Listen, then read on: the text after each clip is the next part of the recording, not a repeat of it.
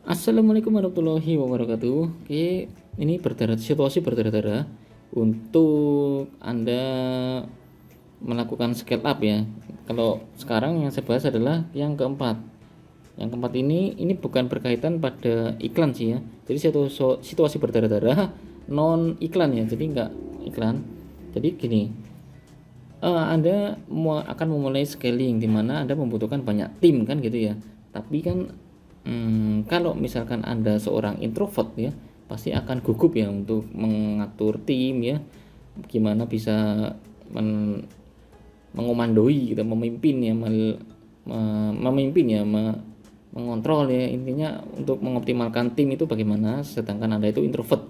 Introvert itu untuk ngobrol ke banyak orang aja keringetan ya, dredeg. Bagaimana untuk mengendalikan tim dengan banyak orang ya. Nah, ini saya kasih solusinya karena saya memang termasuk orang seperti itu ya.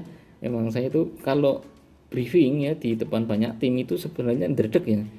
Juga sering ngeblank ya. Bahkan tim-tim saya itu udah pernah menangi atau pernah nemui saya kalau briefing itu sering ngeblank, sering dredeg gitu ya, sering grogi ya. Tapi mereka udah paham tentang karakter saya ya. Nah, ini solusinya biar mereka itu tetap optimal ya.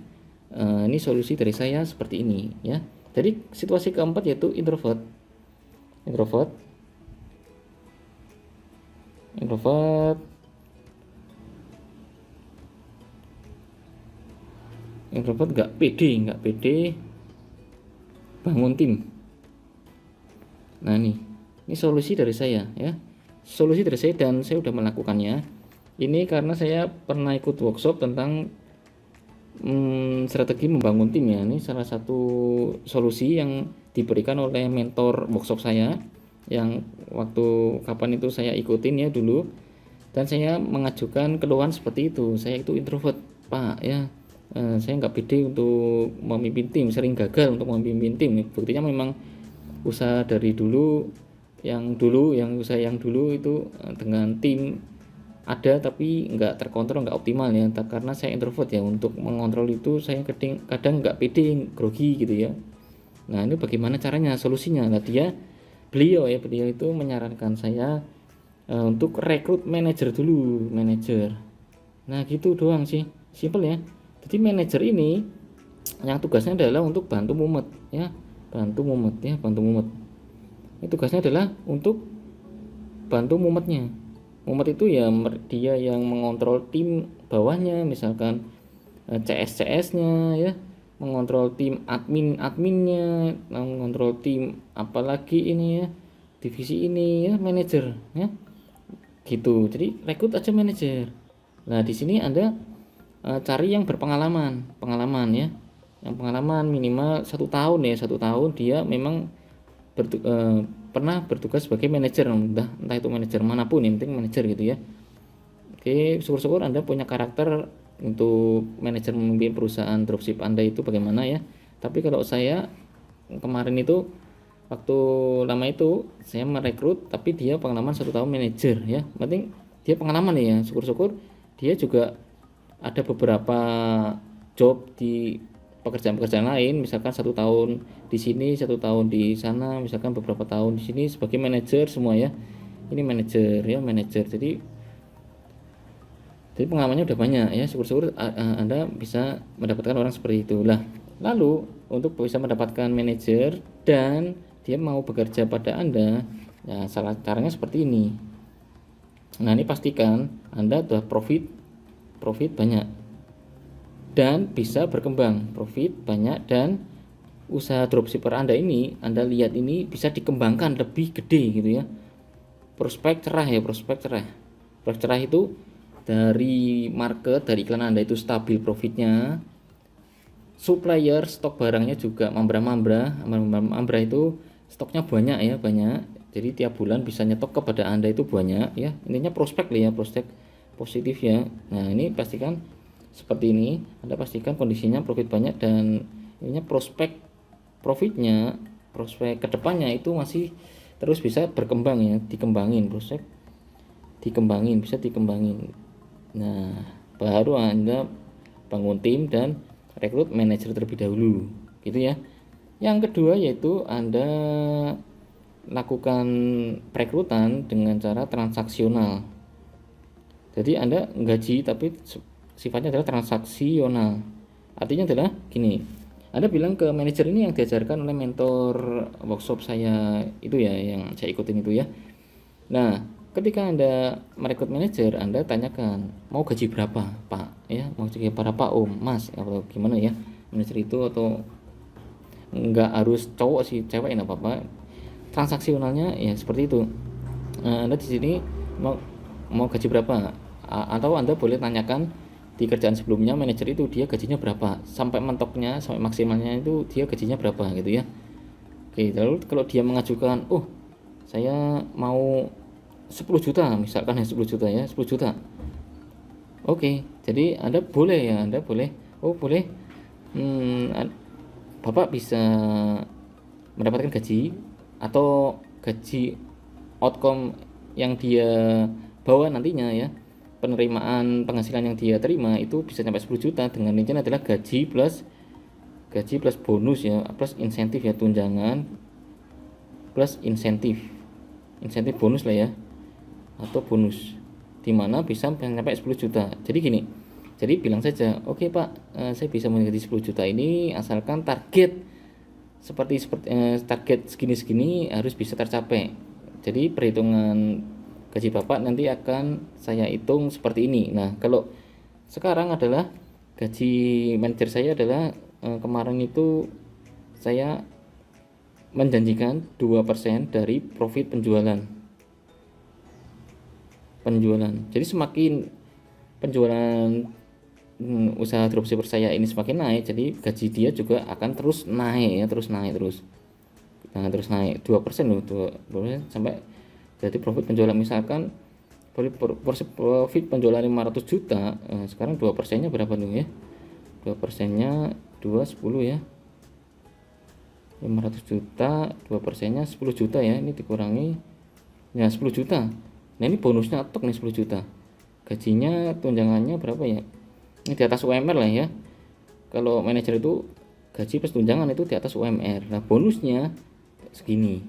Nah, ini alhamdulillah udah nyampe ratusan juta untuk profitnya ya. Misalkan ini 500 juta misalkan aja, dia bisa menyentuh bonusnya 10 juta. Nah, kalau udah deal-dealan seperti ini, Anda tawarkan dari awal dan Anda ceritakan kalau usaha Anda itu akan bisa berkembang dan prospek mendapatkan profit penjualan ratusan juta itu bisa diraih ya apabila kita mempunyai tim banyak gitu, diceritakan ya untuk prospek-prospeknya ya gitu ya.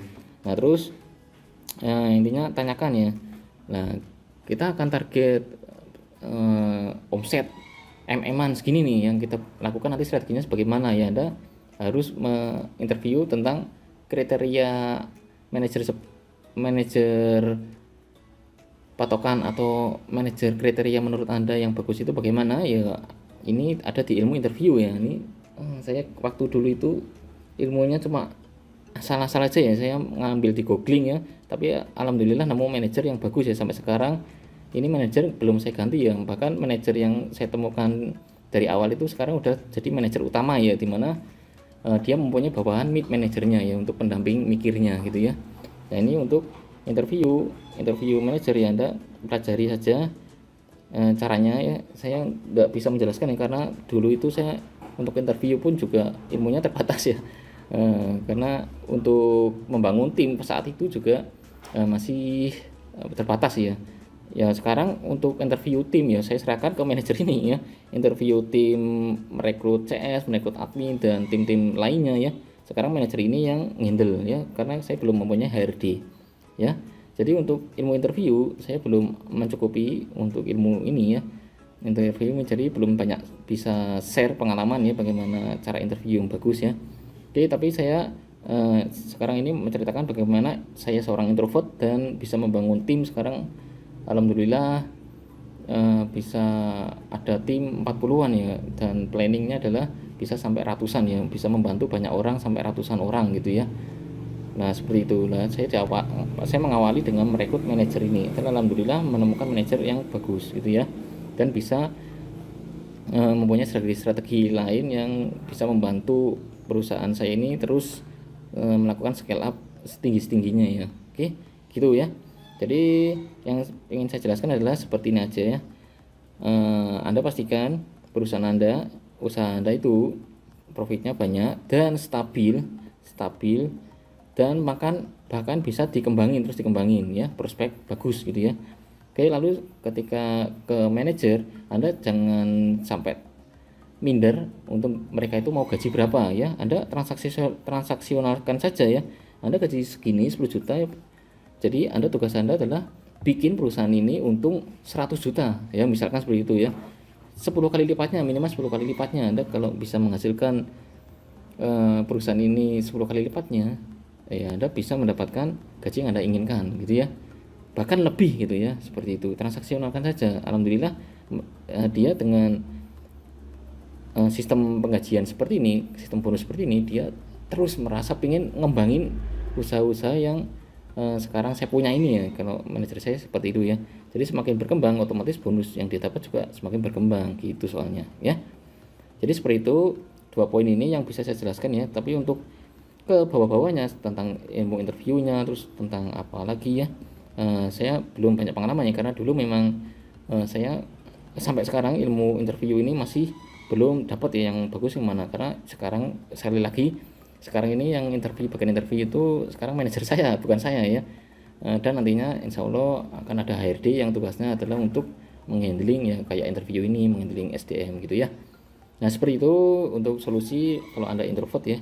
Kalau Anda introvert dan merasa nggak pede bangun tim, solusinya seperti ini ya. Ini saya dapat ilmu dari ikut workshop ya dulu di Solo dengan mentornya adalah coach